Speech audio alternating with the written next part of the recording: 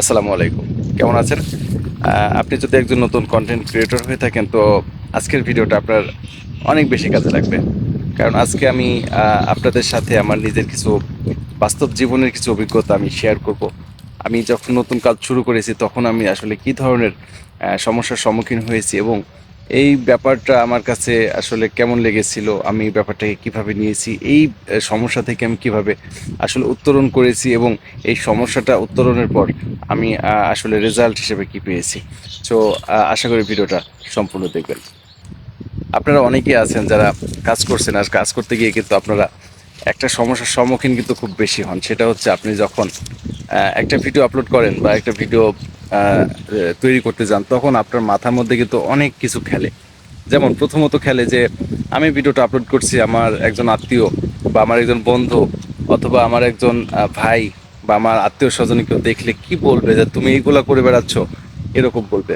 আসলে ভাই, আমি যখন প্রথম কাজ শুরু করেছিলাম আমারও কিন্তু এটাই মনে হয়েছিল যে আমি এইগুলো করতেছি, আমার হচ্ছে কলিগ আছে অফিসে, আমার অফিসে কলিগরা কি বলবে, অথবা আমার অফিসের বস আছে, বস দেখলে কি ভাববে, হ্যাঁ, তারপরে আত্মীয় স্বজনরা আসলে কি বলবে, বন্ধুরা কি বলবে।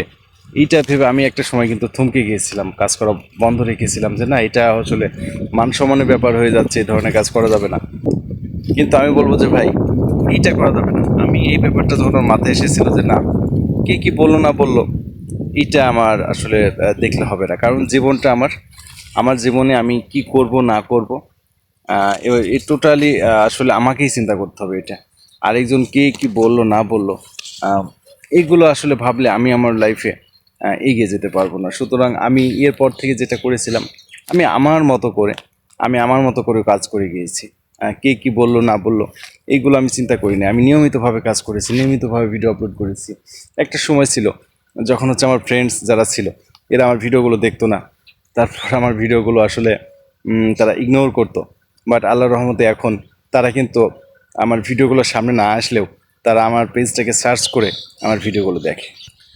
আহ, এই যে এই যে আসলে এটাই হচ্ছে সফলতা, এটাই মূলত সফলতা। আমি যে কাজ করেছি, কাজ করে আমি যে এই যে যারা একসময় আমার ভিডিও দেখতো না, তারা আমার ভিডিওগুলো এখন সার্চ করে খুঁজে খুঁজে দেখে, এটাই আসলে সাকসেসফুল, এটাই হচ্ছে সফলতা। সো আমি বলবো যে যারা নতুন কন্টেন্ট ক্রিয়েটর রয়েছেন ভাই, আপনাদের কে কি বললো, কে কি কি বললো না বললো, এইগুলো ভাই মাথায় নেবেন না।